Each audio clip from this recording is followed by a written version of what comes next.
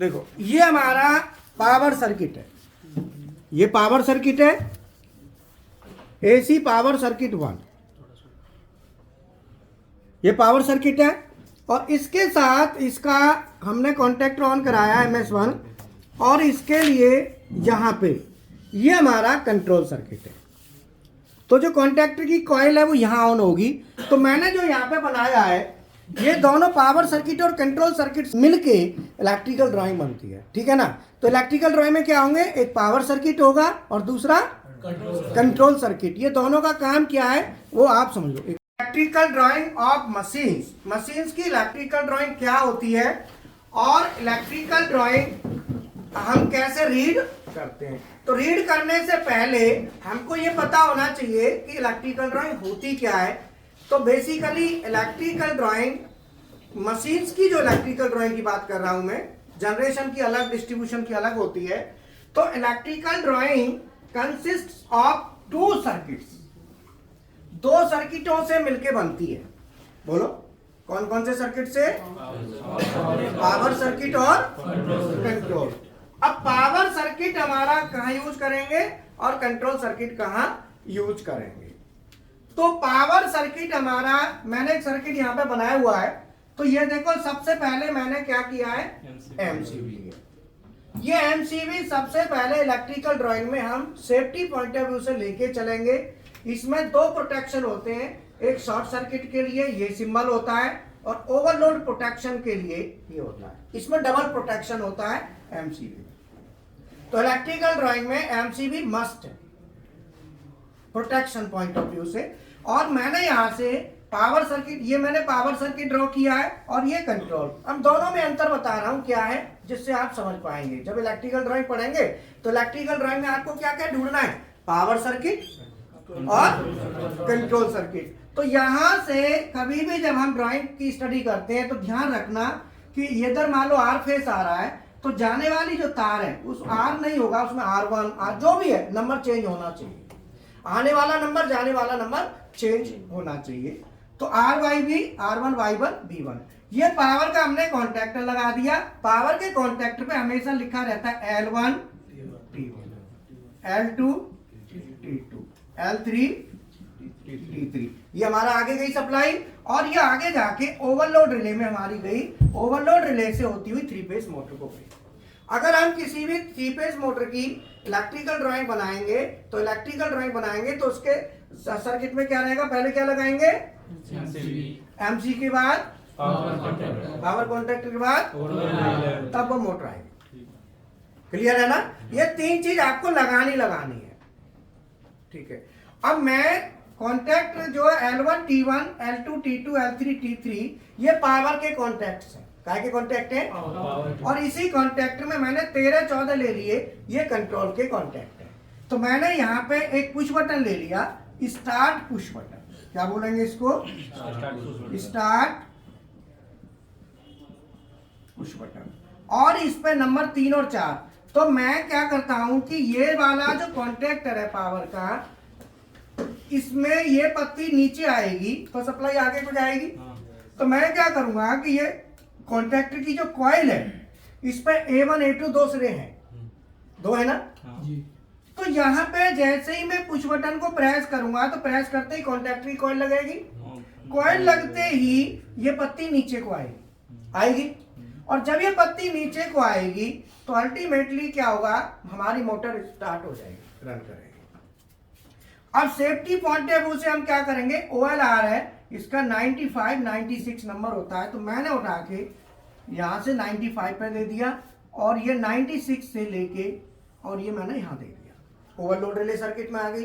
अगर by the way motor का current बढ़ता है तो OLR ट्रिप कर सकते। OLR आ गई, एनसी दे दिया ना OLR का। देखो वो समझ में आ रहा नहीं आ रहा है, एनसी है ना। कहां से जा रहा है, बी फेस। यहां से 95 पे 96 से निकला, और हमारा 3 पे आ गया। बोलो क्लियर है। अब यहां से मैं यहाँ पे क्या करूंगा, OLR का एनसी डाल के, ये स्टार्ट पुश बटन है जिस पर नंबर होता है 3 और 4, एक में लगा दूंगा यहाँ पे स्टॉप पुश बटन। क्या लगा दिया हमने, स्टॉप। तो ये स्टॉप पुश बटन हो गया और ये हमारा क्या था, start push button, start push button. तो मैंने इस पर नंबर होगा 1 और 2, ठीक है। अब मैं जैसे ही स्टार्ट पुश बटन को प्रेस करूंगा, कॉन्टेक्टर कॉइल को सप्लाई आएगी, कॉइल को सप्लाई आते ही मैग्नेट बनेगा, ये पत्ती नीचे को आएगी, बोलो। जैसे ही पत्ती नीचे को आएगी मोटर हमारी चालू हो जाएगी, और मोटर को यहाँ पे मैं क्या करूंगा, जैसे ही छोड़ूंगा तो मोटर बंद हो जाएगी। मैं इसको यहाँ से हटा के यहाँ दे दूंगा और यहाँ से 4 पे जोड़ दूंगा। 3 को 13 से, 4 को 14 से जोड़ने से क्या होगा, हमको यहाँ पे होल्डिंग मिल गई। हमें क्या मिल गई, यहाँ हमारा होल्ड हो गया। अब होल्ड होने के बाद अब क्या होगा कि मोटर हमारी चालू हो गई और होल्ड भी होल्ड हो गई। अब मैं बटन ये छोड़ भी दूं तो अभी हमारा सर्किट बना हुआ, तो अभी सर्किट क्लोज रहेगा। अब मैं क्या करूंगा कि इसके लिए जो हमारी बटन है, ये वाली जो आप देख रहे हो दोनों, इसमें अगर मान लो करंट इंक्रीज होता है तो ये ओवरलोड रिले क्या करेगी, ट्रिप कर जाएगी, सर्किट को तोड़ देगी। अब ये एक कंबाइंड सर्किट है। अब मैं इसमें से क्या करूंगा, दोनों सर्किटों को अलग कर दूंगा। तो अलग करने के लिए मैं क्या करूंगा, क्योंकि इलेक्ट्रिकल ड्राइंग में मशीन्स की जो ड्राइंग होती है उसमें क्या सर्किट होते हैं, पावर और कंट्रोल। अभी यहाँ पे क्या है, ये कंबाइंड है। अब मैं इसे हटा दूंगा, कंबाइंड को तोड़ दूंगा। तो मैंने क्या किया कि पावर सर्किट को एज इट इज रखा और इस कॉन्टैक्ट्स को ऐसे बना दिया। कैसे बना दिया,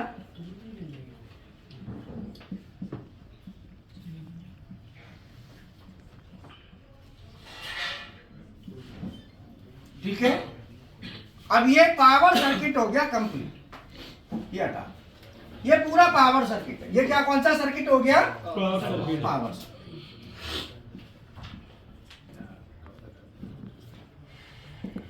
अब ये जो कॉन्टेक्टर है K1, अब K1 की कॉइल ऑन होगी तभी तो ये एनसी बनेंगे, बोलो भाई। ये हमारे पास एक पावर सर्किट है जिसमें एमसीबी और कॉन्टैक्टर के एनो कॉन्टैक्ट्स यहाँ पे दे रहे हैं, और ये ओवरलोड रिले है और मोटर है। अब ये एनो एनसी कब बनेंगे, बोलो। जब पावर एनसी कब बनेंगे, पावर देंगे तब। किसको, पावर सर्किट कॉन्टैक्टर को देंगे तो। नहीं बोलो, आप बोलो। पावर सर्किट पावर कॉन्डक्टर को पावर देने के बाद जब एनसी ऑन होगा वहां पर, मतलब हमें, अभी आप पूरा बोलो, नहीं बोल पा रहे हो। मतलब सीधा है कि हम क्या है कि जो हमारा K1 कॉन्टैक्टर है, हमको K1 कॉन्टैक्टर की कॉइल ऑन करानी पड़ेगी। अब हमको क्या कराना पड़ेगा, K1 कॉन्टैक्टर की केवल कॉन्टैक्ट कॉइल। अब कॉइल के लिए जो सर्किट बनेगा वो कंट्रोल सर्किट होगा। क्या होगा, तो उसके लिए हम एक सर्किट यहाँ पे ड्रॉ करेंगे। अब देखो ड्राइंग में देखो पावर सर्किट है ना, तो कॉन्टैक्टर ड्राइंग में दिए हुए कॉन्टैक्ट्स। तो पावर सर्किट मोटर को ऑन कराना हो या हीटर को ऑन कराना हो तो पावर सर्किट, और कंट्रोल सर्किट जब हमें जो कॉन्टैक्टर है, कॉन्टैक्टर की कॉइल ऑन करानी या रिले की कॉइल, वो कंट्रोल सर्किट होता है।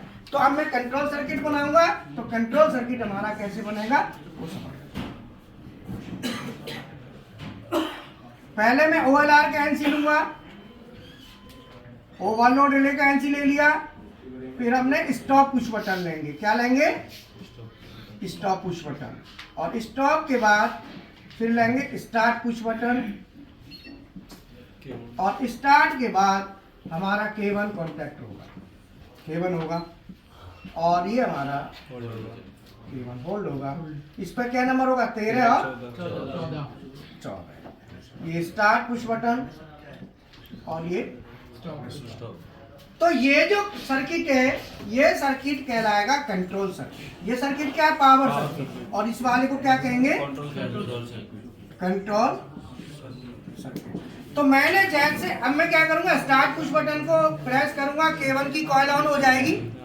K1 की कॉइल ऑन होते ही K1 का जो एनो है ये क्या बनेंगे, एनसी। क्या बनेंगे, एनसी बनते ही आगे फ्लो हो जाएगा। तो इलेक्ट्रिकल ड्राइंग जो होती है मशीन्स की, किसकी? मशीन्स की जो इलेक्ट्रिकल ड्राइंग होती है वो दो सर्किटों से मिलकर बनती है, एक पावर सर्किट और एक, मैंने पावर यहाँ बना दिया और इसका ये कंट्रोल सर्किट है, दोनों से मिलकर जो ड्राइंग बनती है उसे हम कहते हैं इलेक्ट्रिकल ड्राइंग ऑफ मशीन। तो जब भी आप ड्राइंग देखेंगे, स्टडी करेंगे, तो उस ड्राइंग में दो चीज देखेंगे, एक पावर सर्किट, दूसरा कंट्रोल सर्किट। ये दोनों से मिलके हमारी इलेक्ट्रिकल ड्राइंग कंप्लीट